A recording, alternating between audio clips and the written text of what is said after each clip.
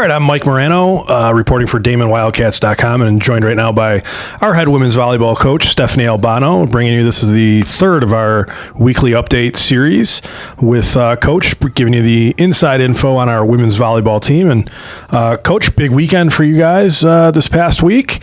A couple of wins at the St. Rose tri-match. You guys take down Delphi in 5 sets and take out the host St. Rose Golden Knights in 3 sets. Snapped a 7-game losing streak, and just you feel like your team kind of turned a corner this past weekend?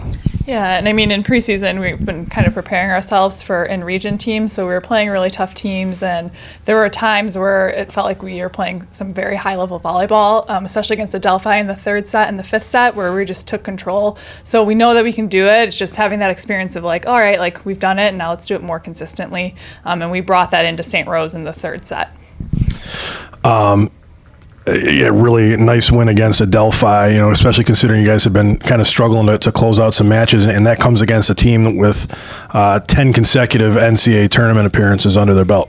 Yeah, Delphi is a really nice team. They have a lot of pieces, but we did a good job. Meg did a really nice job on the outside for us, finding ways to score points, and then Jen Hertz really came through this weekend, which was huge for us because we've been waiting for her to do that, so we were happy with her performance. Yeah, I want to ask you specifically about Jen. She got honored with the East Coast Conference Rookie of the Week award yesterday, and she put together a couple of back-to-back double-figure kill performances for you last week.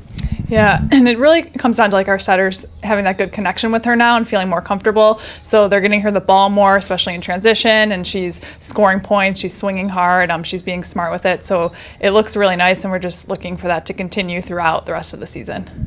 I'm sure another player that you're happy to talk about is your sophomore setter, Sydney McInnes. Really came in, did a nice job in the St. Rose match, played maybe her finest match of the season.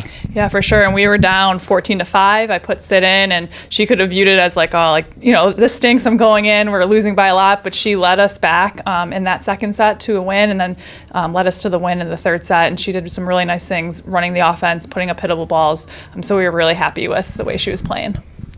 I should mention senior setter Katie McCrell closing in on 2,000 career assists, just 41 shy going into this week's action. So you got a good situation going on with your setters. Last week we were sitting here, and I feel like we skipped right over Meg Ballou. She is really now in her sophomore season, and 10 matches into her sophomore season is really developing into your number one offensive option. Yeah, and that's what we wanted her to be from the beginning. Out of high school, she was a middle, but we've always seen her as playing more of a pin position on the outside. So now she's becoming more comfortable with that, just learning how to swing hard. She's very dynamic. So for us, it's more like, hey, Meg, like you can hit over blocks, like hit over the block instead of into it. So as soon as she's figuring that out, like it looks really good when it's all put together. Just looking ahead, 3 matches this week. Finally a home match. You guys are going to open up at home tonight, Tuesday night against Lemoyne. That's another NCAA tournament team from last season. And then right into conference play on the weekend with a back-to-back. Mercy coming in here Friday night, followed by Bridgeport on Saturday. Just what are the challenges this week ahead for your team?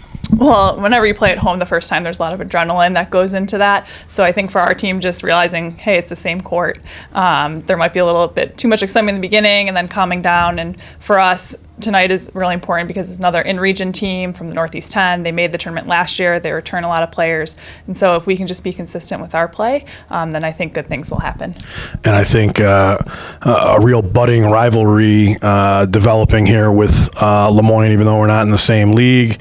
I think we've met every year since 2012, I believe, and three of the last 5 matches have gone to 5 sets, including the last 2 in a row. So some really, really tight matches against Lemoyne in recent years. Yeah, for sure. And they have a really nice team. And last year, I just remember we were down 0-2, and they came back and they won in 5. So this year, we're looking to play 1 point at a time, 1 set at a time, and they have some nice players. Their right side produces a lot of offense for them. So if we can limit her, she's going to get her kills and get our offense going, especially Jen and Meg and even Christina in the middle, then we're going to be in good shape.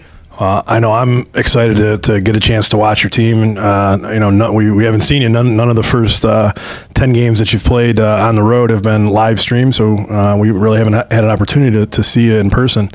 So we're looking forward to that. And then on the weekend, what are the challenges that go into a conference weekend, especially considering it's a back-to-back situation?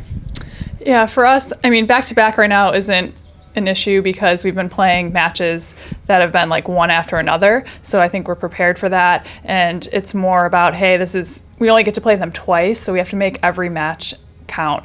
So we don't have a lot of opportunity to have an error or, let them get the win. So we have to protect our house and our gym and just take care of business while we're at home.